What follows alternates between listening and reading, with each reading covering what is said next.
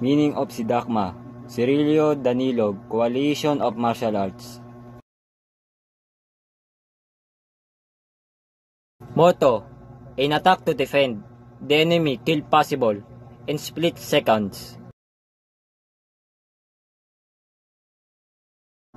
Uses: international tournament, street fighting, and law services.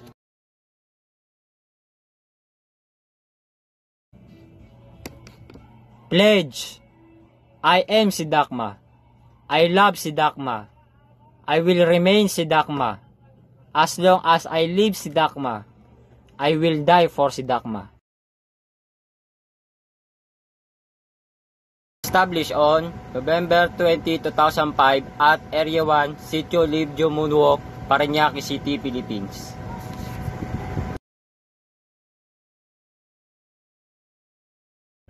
Creed: I will approaching you, my desires brotherhood, whatever trouble is the avoided, sins will be ended.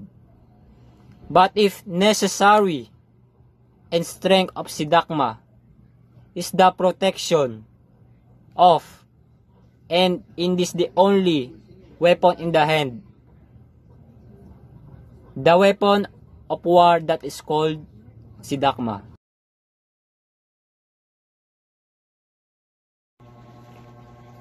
Motto: humility is the mark of a SIDACMA fighter, but attacking and defending the opponent must be knocked down.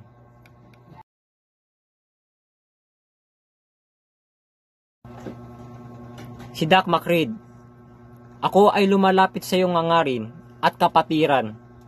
Anumang gulo ay iiwasan, mga kasalanan ay wawakasan. Subalit, kung kinakailangan ang lakas ng SIDACMA, ang pananggalang, at ito ay bukod tangi kung sandata, paat kamay.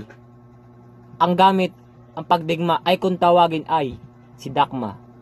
Tulungan nawa ako ng Diyos.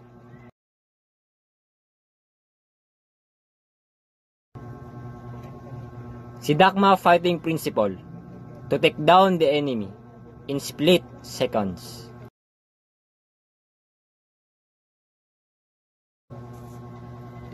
Principle: to take down enemy in split seconds.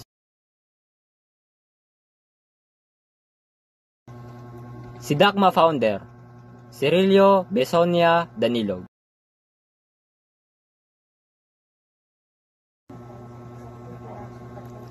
Filipino martial culture. Of Filipino culture, Filipino martial culture is unprecedented excursion into the history, ideology, and techniques of Filipino martial arts. SIDACMA Filipino Martial Arts is a system of Filipino fighting arts founded by Cirilio B. Danilog as a self-defense system. His goal was to create an injury-free training method as well as an effective self-defense system in order to preserve the older stick system.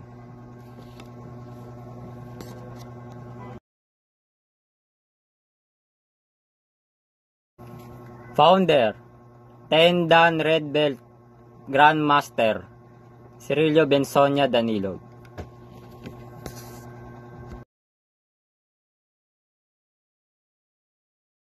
SIDACMA Filipino Martial Arts refers to ancient Malay, newer, modified fighting methods devised in the Philippines and incorporate elements from both Western.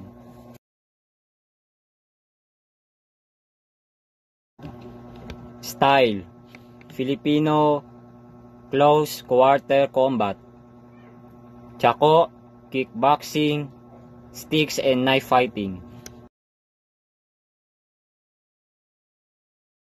Prayer: Father God in heaven, We thank you so much for strength, knowledge, and power that you're giving us. We praise you. O Father God, we beg you, our Almighty Father God, to protect and guide us, especially si Dakma founder on his daily life, for the sake to all si Dakma fighter. With that, pray that we gives us an additional knowledge. Please protect us in danger and forgiveness our sins. In the name of Jesus Christ our Savior. Amen.